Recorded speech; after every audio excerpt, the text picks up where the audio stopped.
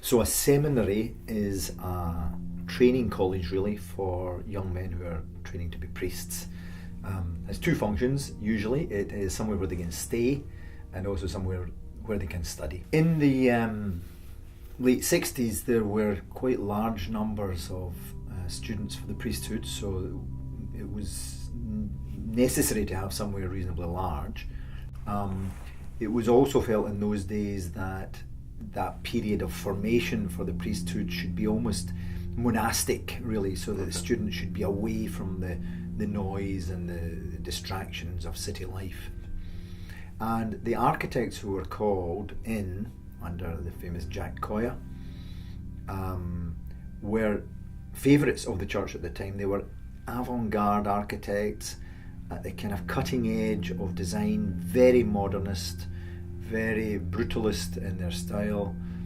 Not everyone's cup of tea at all, but they had been used to build quite a lot of parish churches all around Glasgow. The college, St Peter's College, St Peter's Seminary, had two big problems. One was a declining number of young men coming forward for the priesthood, so it wasn't really needed to have such a big building. But also, the building, although it was a work of genius, was very difficult to live in. It had been designed perhaps following the inspiration of Corbusier in the south of France. It wasn't ideal for keeping out the wind and the rain of Scottish winters. Yeah.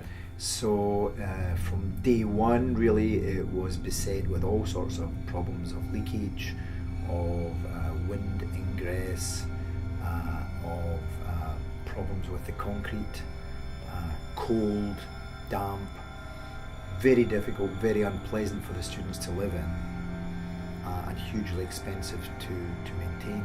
So after only about 10 years, it was closed.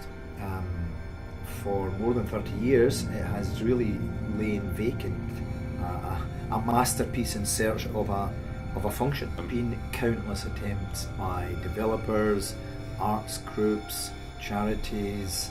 All of them have tried. They've tried every imaginable idea, but every single effort runs into two big problems. One is it is Grade A listed, it is the highest form of list, and the second is it's on a green belt, so you can't build anywhere near it. Literally every single attempt to restore it and give it some new life has run into one or other of those barriers.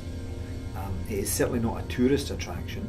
It is something that is of huge interest to the architectural community, who absolutely love it and campaign constantly to have it preserved. The Archdiocese has, in desperation, really appealed to the Scottish Government, because that building has been named as perhaps the most important modern building in Scotland. Having worked for 30 years to try and find an alternative use for it, we have literally come to the end of the road. There is nothing we can do with it. We literally cannot give it away. We cannot give it away because it comes with all sorts of costs attached. So at this point, the only real solution, we feel, is to hand it over to the country, to the state, to the government, and say, yes, it is a national treasure. It's for the country itself to decide where it goes from here.